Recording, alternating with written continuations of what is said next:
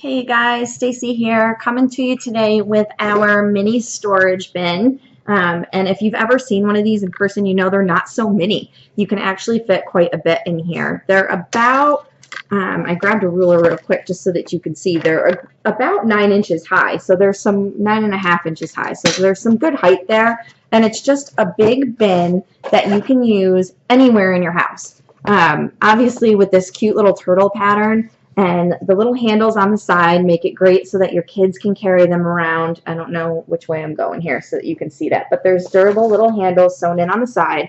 So kids' toy room, in their bedrooms, in the bathroom, throw in anything underneath the sink or extra rolls of toilet paper in different prints. Also great for your pets. Toys and treats and whatnot, you can store them right in here. In your pantry, keep your dry goods. In your closets, keep socks in here, or in your closet out by the door, scarves and hats and mittens and whatnot for winter.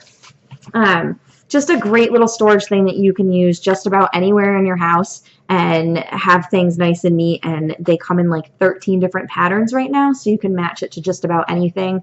I keep a couple in our living room. One holds our glasses for the 3D TV so that we always know where those are.